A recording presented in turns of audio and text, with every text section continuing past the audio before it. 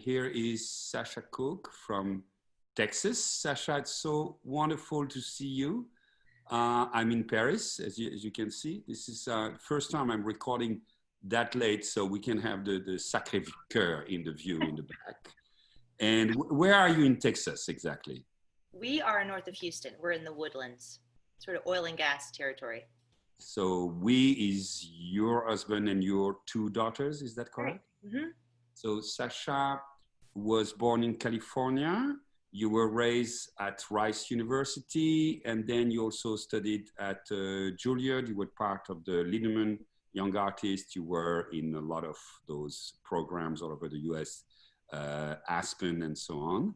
And you have sung in a lot of the major opera houses all over the world, including the Metropolitan Opera, San Francisco Opera, and Dallas Opera, where you were magnificent in Everest of Jean Shear and Joby Talbot's beautiful piece.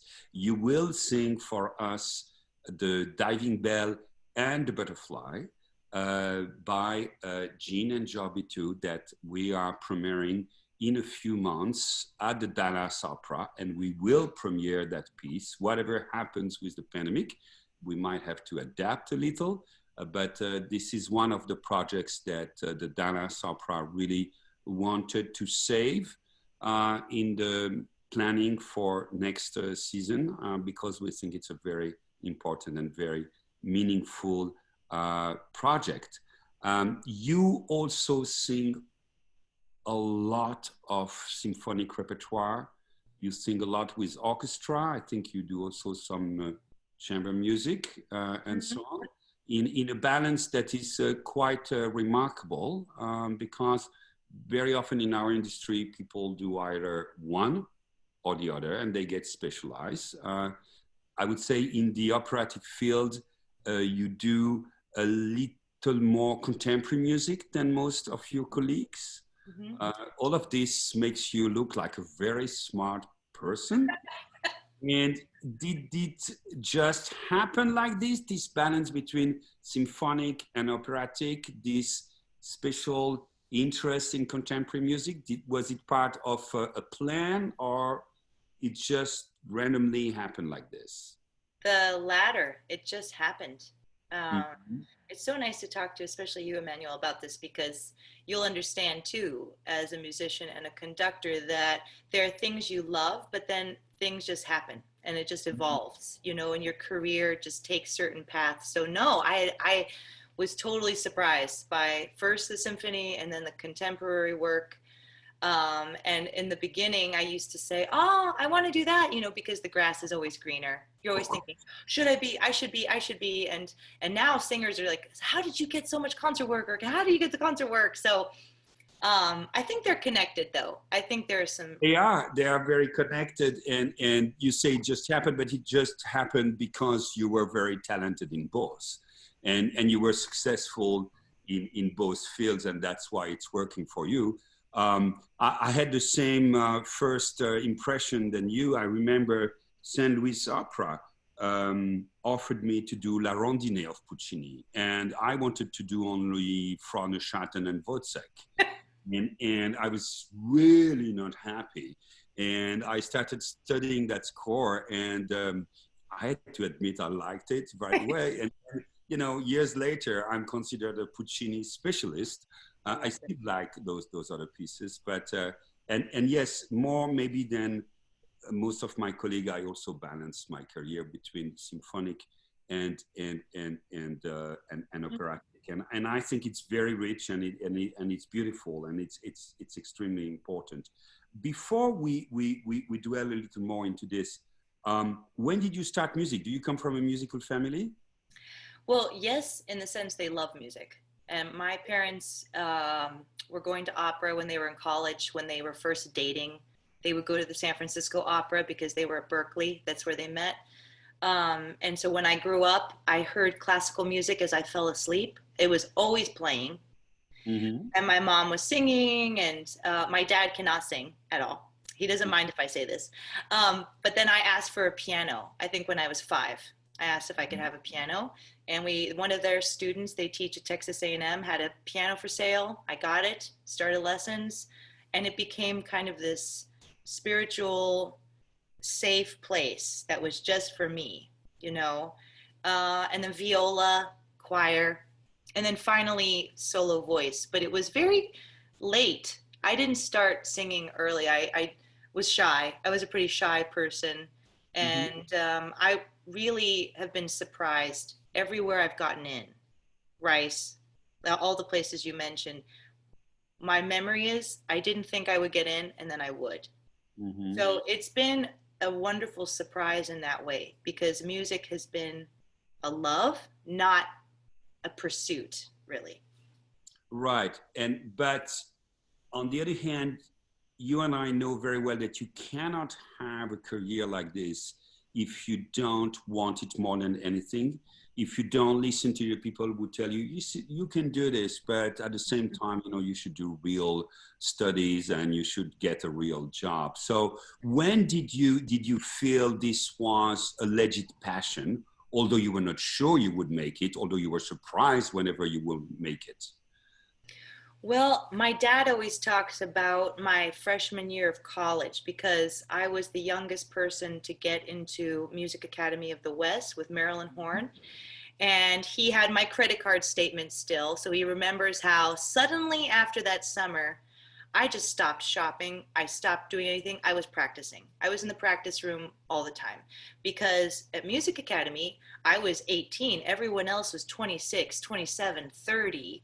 And so I got to see this work ethic and devotion. And so that, my dad just jokes about that. He was like, you changed that year. And also my teacher at Rice, she said, Sasha, you're in softball and theater and gospel choir and improv comedy. You need to focus. You need to focus. She said, you have this treasure and you need to protect it. And if you don't protect it, it'll go away. And I was so like, oh, really? I have to practice. I mean, but I did. I started just putting music more in the front and being careful. And you know how it goes. It becomes your life. It becomes your life. Wow. I mean, that's unbelievable. And you studied the piano too?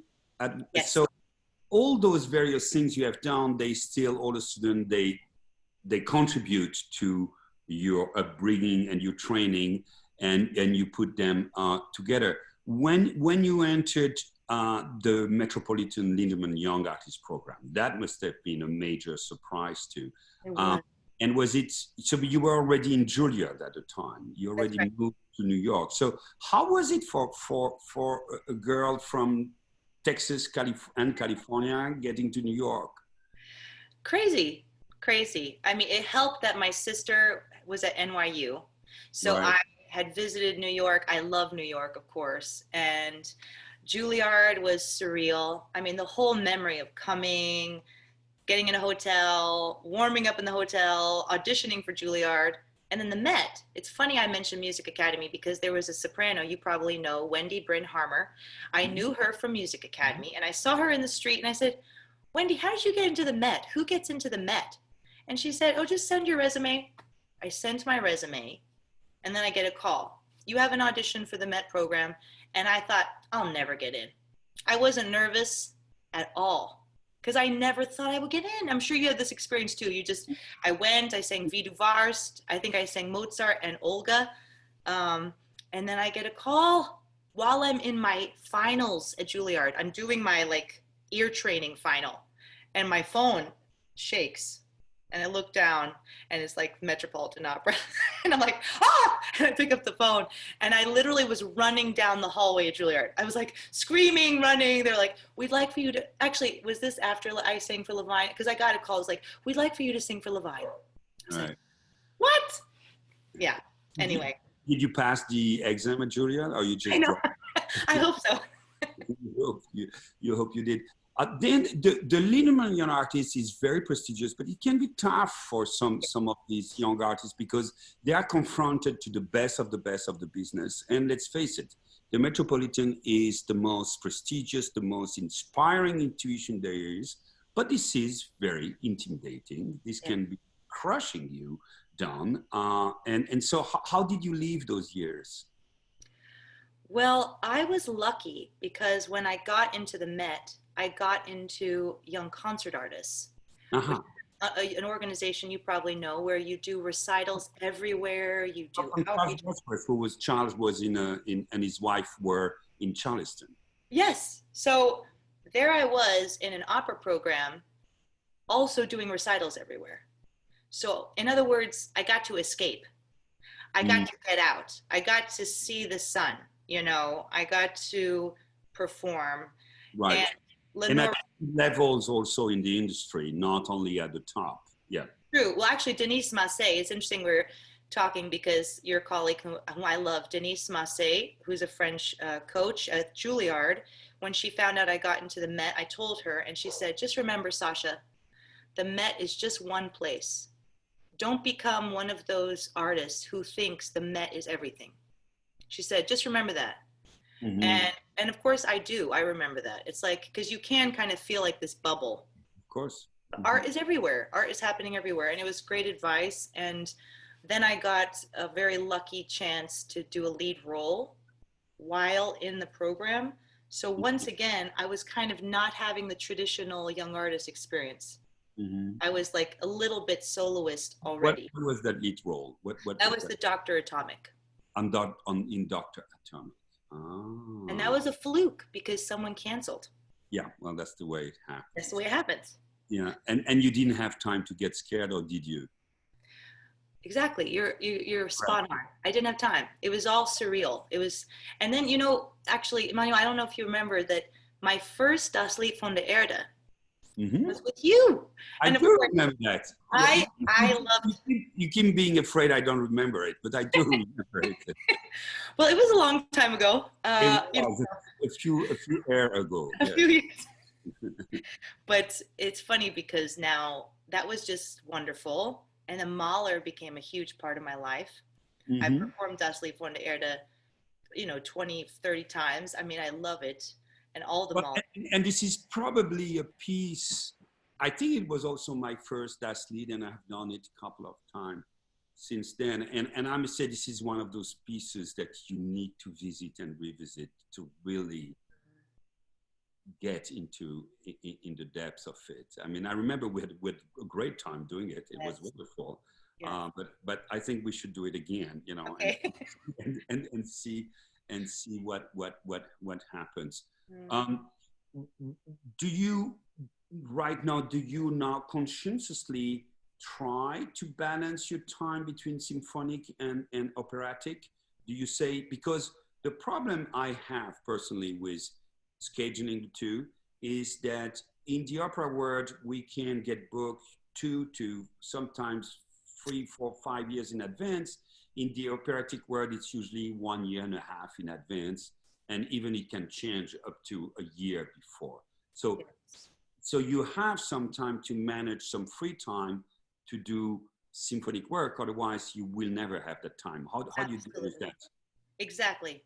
You know everything that I'm experiencing because my manager has to say, please, we need some weeks clear. Mm-hmm. So it's like this idea that symphony will come later.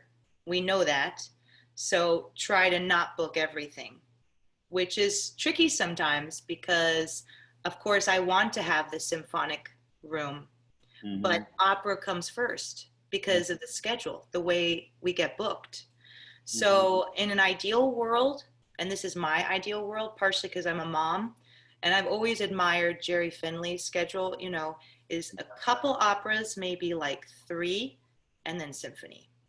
And I know most singers do like 6, 7, 8 operas, but it's very different with a family and trying to stay sane. And if there's anything I've learned over the last decade, it's that I don't need to work as much as I do, you know. Yeah, I think this is so true what you say, especially when you are an artist of your caliber and with such a specific identity, where people say, "Oh, I would like someone like Sasha Cooke for this," and then probably they check with you first. You can't afford to say no, and very often saying no is going to make you stock higher. On the other hand, as Denise Massé is saying, if you are stuck only in the top houses, once you're not welcome in those houses anymore, they need to know you somewhere else. And if you have not had those dates somewhere else, you have nowhere to go. Yes. And so that's a difficult calculation. Yeah. When you learn a symphonic piece, do you learn it the same way you would learn a contemporary opera, or you would learn a cherubino? It's a great question. I do think that I listen, I appreciate symphonic repertoire. So when I study a part that comes from a symphony, I study the whole score differently. Mm-hmm. Whereas if I'm doing a character, I'm really looking at the text a lot. I'm studying the cues from drama. Whereas in music, symphonic music, I think I'm looking at other instruments, orchestration, where those themes come up before. I think it's a problem when singers come into a symphonic rehearsal and they don't know the whole symphony. Well, and yes. I've seen it happen where, they just learn their little part. Right. And you think, no, you need to understand the context of the whole piece. And I think that being a pianist helps, because when I work on the music, I play every note. Mm-hmm. I don't just learn my line. Mm-hmm. And that helps with contemporary music. A lot of times I'm not even singing. I'm just playing for days, finding it. Okay. So the rapport with, let's talk a little about this if we have time, with conductors. So let's start from that angle first. Is it different for you when you deal with Das Lied or Mahler 4, I suppose, or whatever, and a contemporary opera or Cherubino in Nozze di Figaro? Well, yes and no. Wouldn't you say? Yes and no. It's like, in some ways it's the same. All conductors want good rhythm, good pitch. They want you to have a sense of your character and your emotional picture. And so to some extent, it's the same. You prepare, however you prepare. What I don't like is when singers don't prepare, And one of the ways that singers are behind other instruments is rhythm. Right. We start later. So if you are a singer and you came later to music, get with a coach, run it. Because when you are with the conductor, you can't mess up. You can't make a mistake. And I like to say to young singers, time is money. In the symphonic world, you get off the plane, you have a rehearsal, you perform. You can't enter late. You can't miss a note, So, and I use that same logic when I do anything. I prepare. Preparation is really big for me. But like with something with Cherubino, which I'm excited I have coming up at the Met in 22, I think it's really important to learn it early and let it go and come back. It's just like we were talking about Das Lied von der Erde, how it changes over time. Mm-hmm. And, it just gets deeper in your body. And then you're like more present. Mm-hmm.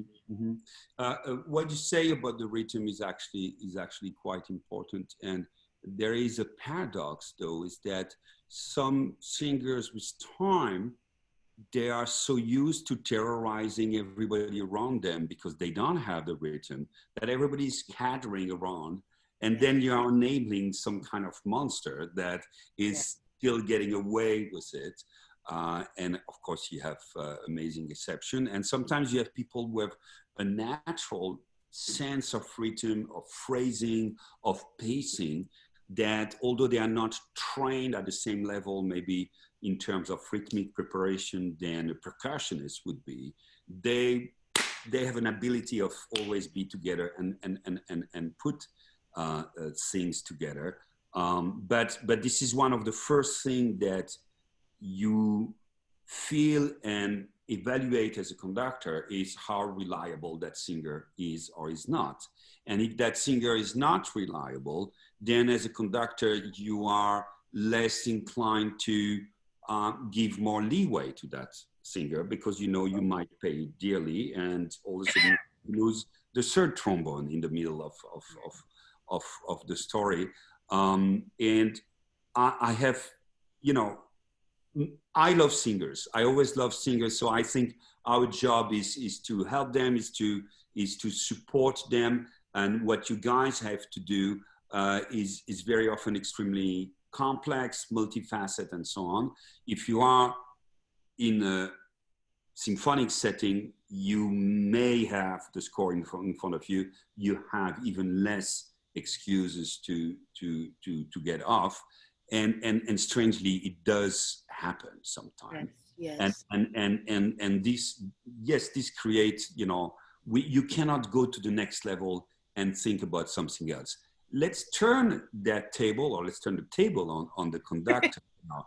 What do you do when you feel, you know, I've done that lead 5th, 6th time, and this guy still has not figured out that this is a quarter note here, the conductor, that is, or he's really not helping me. He's not moving here, and I don't have the voice of Rieseneck or Ludwig or whatever. I need to move in that phrase.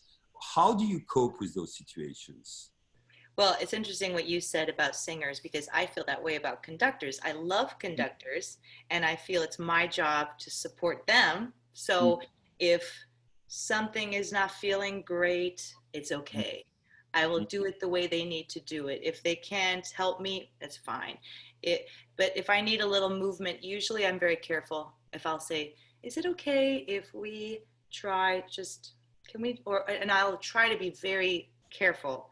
Yeah, you have to be careful, because the is it okay is usually, listen, didn't you understand I wanted to move here? Can't you hear? I'm out of breath here. Right. And everyone's different. You know, some conductors want something and they'll do it with you in the room, but then they get with the orchestra and they can't do it. Right.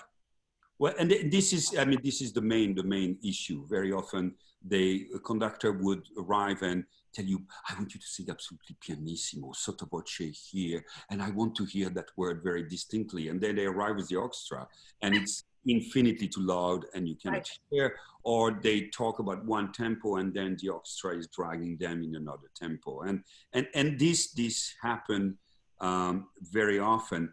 But I'm talking of the situations where you really feel like, I need to verbalize this. I need to conceptualize this. So I just need to move on my own.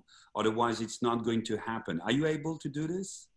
Yeah, I mean, and it varies from person to person. Someone who likes me, who I know I can trust, then I can say something. But someone who I just met, you know, maybe I don't say anything. And oftentimes I believe I don't have all the answers. So maybe his version of Mahler 3 is it, and I need to discover it. So there are times when I've done Mahler 2, which I probably performed the most, and I just think, oh my gosh, this feels... No, but Mahler 2, so I mean, let's try to talk about Mahler 2, because Mahler 2 is a very complex case, because that aria is almost impossible to conduct. You know, you have superposition of rhythms that are very tricky, and you start to say, okay, I'm going to, and Mahler writes that, he asks you to dictate, to subdivide it somehow. But if you over subdivide it, then you create beats and there is no line anymore. And then your beat contradicts what the horns have to do, which doesn't fit those beats. But if you have very large beats, you can get stretched to infinity, and your leg is here and your arm is here. And your body is totally, you know, cut in 3 or 4. How do you deal with this? Because this is actually, it's a conundrum. It's a puzzle. It's a Sudoku that one needs to solve, and everybody solves it differently. So how do you do that yourself? And do you actually?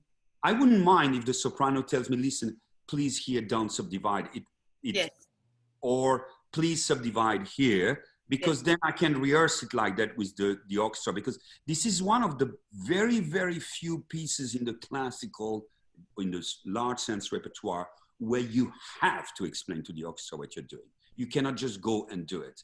So how do you do this? Do you come to the conductor and say, please subdivide, please don't subdivide? Well, when the conductor is doing something that really doesn't work for me, I conduct it in my head as I need to. Right. And I don't take it in that much.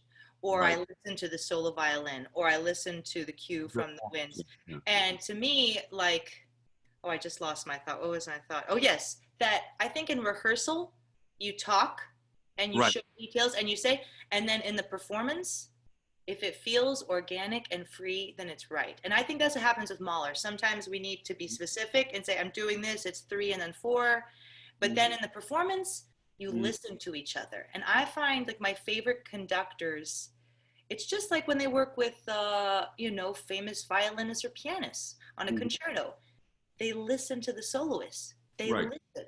And when an orchestra is listening to a singer, we need to talk, but we also don't need to talk if we're listening. My problem is when the conductor tells everybody, it's all about me, all about me, all about me, and then no one's listening to each other, So I think if you let go, like my favorite Mahler moments are when in the performance we let go and we just go. Right. No, I totally agree with you. In that specific Mahler second, it's very hard to totally let go too, because there are so many traps, but when it works, it's extraordinary.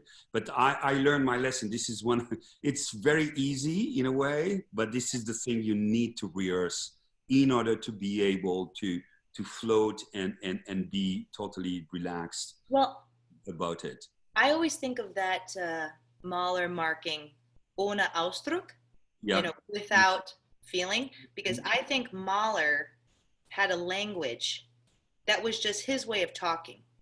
But if we look at it and we're like, moment, then it's too much. I think Mahler doesn't want you to overthink things, even though it's also beautiful. But it depends because this is very interesting what you said, because in places he writes mit Ausdruck. Yes. In other places he writes ohne Ausdruck. And it's like vibrato or no vibrato. And as you know, sometimes even in the violin section, he would ask one group with vibrato, one group without vibrato. So I find this very interesting. The whole effect of some of those places where he writes ohne Ausdruck is with immense Ausdruck, of course. But what he's asking you as the performer, as you say, is not to dwell into it, not to get lost into it, not to get sentimental. Yes. He knows when he wants you to be sentimental. He knows when he wants to paint sentimental, which is already a little different thing. He knows when he wants you to be poetic. He knows when he wants you to be sensitive. He knows when he wants you to be expressive. And these are very different things. And it's true that the ohne Ausdruck moments are, for me, in the end, very powerful moments. Yes. It's just that they go beyond psychology. And I think he knows that if psychology, and this is another way of saying what you were saying, if psychology is too strong, it's going to kill the general effect.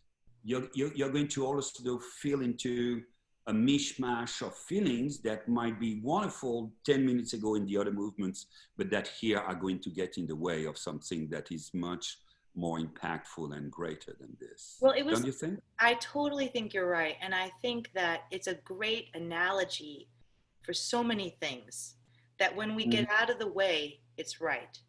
When we aren't about ourselves, it's right. When we are giving it to Mahler, then it's right. And I think that sometimes musicians, we can get into our heads. And so he's saying, let go, get out of your head. And I think it's very powerful, because I was telling a singer the other day, I've been doing a couple lessons online, in this pandemic. And I said to this one, just singing, just the act of singing healthfully is expressive. So not even talking about expression, but doing good technique, beautiful line, just being a vehicle for the music is expressive. And I think Mahler knows just you being on stage, being an instrument, an open human, singing the music is expressive. So to me, I think that's helpful. Right. and I 100% agree with you, but this is not all, in the sense that, Sasha, for this honor house stroke to have the metaphysical depth and dimension, you need to be yourself, not only as a performer, but as a performer who is also an artist and a human being of certain depths. You need to be aware of what it is about, which is this notion of mortality, finitude, the fact you will never grasp the meaning of the word, and that we are lost altogether in this. So at one point, it's like what you were saying earlier, you need to have studied.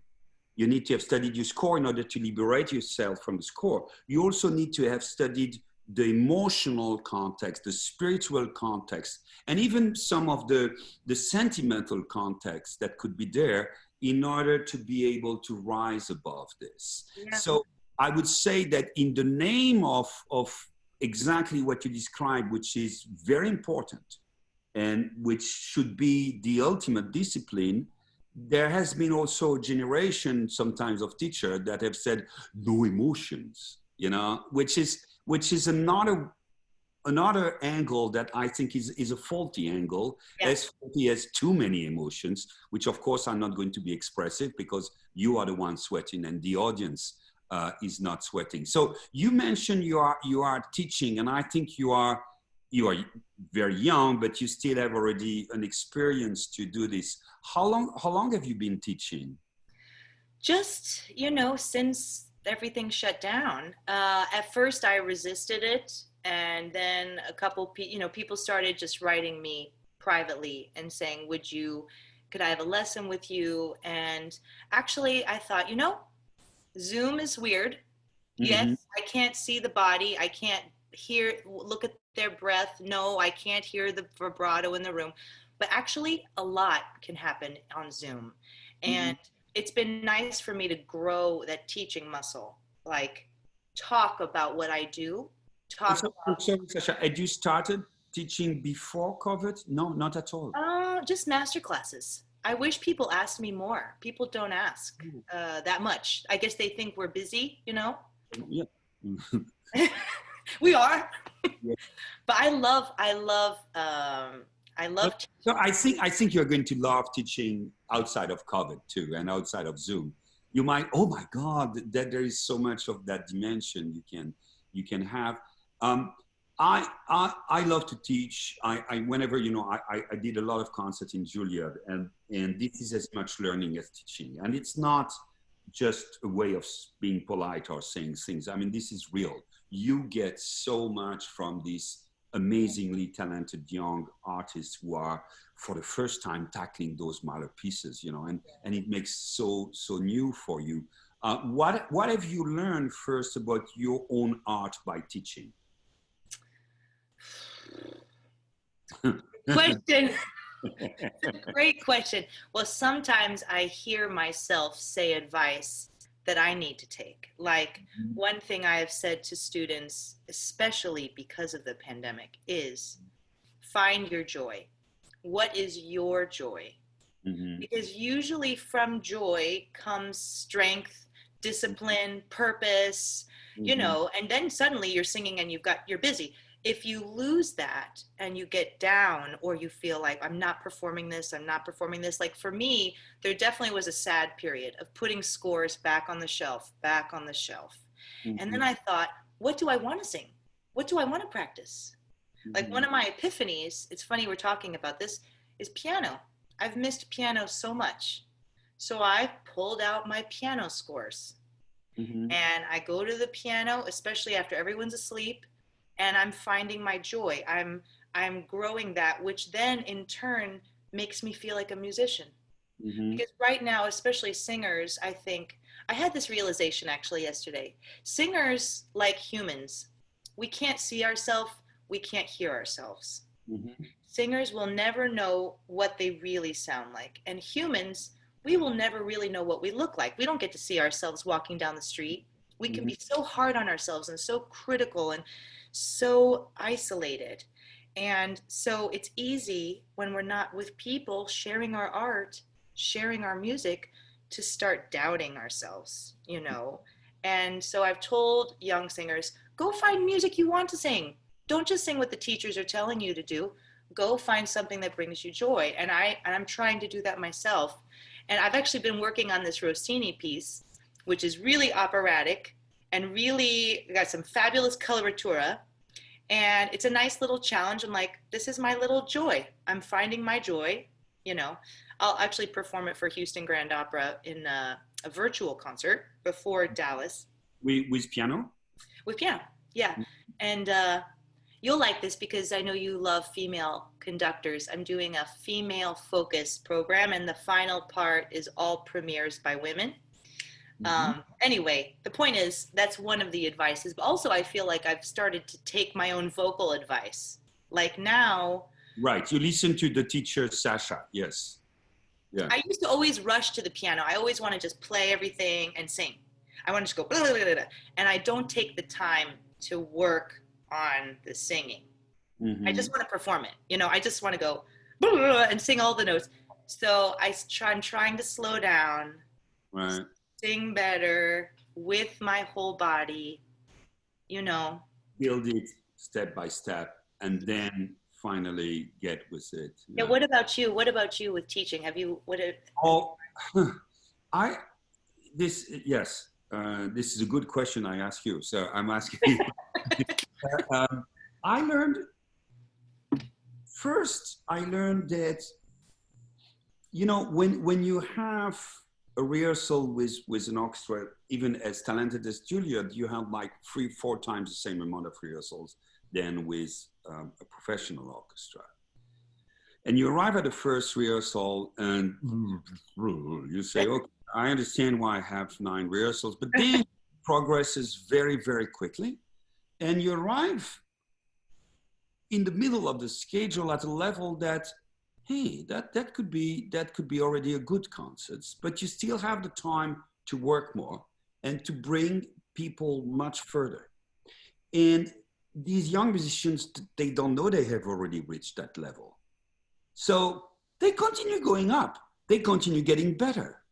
And so it's very inspiring for you because you say, okay, well, I thought I had done this Beethoven symphony or this Mahler symphony, and I had got to the depths of it, or my depths of it with such and such orchestra, and I can go much further, and they go with you. And you realize you can go very, very far like this. You can obtain not only what we're talking about, this genuine love for music that is seen for the first time, so it's never as powerful as that, but you can also see that you can work very, very far, and there is no limit to how much you can work. That is something I've learned when I have only 3 hours with the Metropolitan Orchestra. All of a sudden you say, these 3 bars, actually, I think I can draw something out of it that, you know, it's worth taking the time for it. And you dig, and with those orchestra, oops, all of a sudden you're bringing to another level because you just know that by working on it, you will bring it to another level. And so that's something I've learned, that there is never any point where you've reached the satisfying level. Yes. You can always work more and more. And I finally understood what one orchestra manager told me in the past. I said, oh my God, I don't have any rehearsal. I don't have enough rehearsals. I said, good, you're becoming a good conductor. Conductors never have enough rehearsals, you know? And so that is true. And sometimes we don't like to rehearse, but that's one of the things I've learned. And then this sense of love for it, you know, those pieces are new. Those Mozart symphonies are new. And they are new again and again, each generation. We are all complaining about our industry. We have even more reason nowadays to complain our industry. We're complaining people don't read anymore. We are complaining they have no culture anymore. Their priorities are wrong. And then you're confronted to this group of fabulous young musicians who are more at ease with themselves than maybe we were in my generation or your generation, and we're very curious and Yes. never jaded. And I find that extraordinary, because then you say, okay, I'm the old fart. That's okay. They are here, and there will be a few people in this that are going to be, carrying the torch Yes. even better than we have been carrying the torch. So that's a lesson in resilience, in optimism for our industry, in all the fights and the difficulties we have right now. Are you considering continuing teaching after this whole pandemic is finally conquered? I wish. I just feel like one shouldn't teach unless they really can. And lately, I have felt the pull to my music. I really want to have more practice time. So, because I think all human beings have to face their limitations, but singers especially have to face their limitations. And I, as a mom, have to face my limitations. So I want my music time back in a way. And so when you talk about, sorry, just when you talk about limitation, what limitation of what you can do, or limitation in time of your career, or both?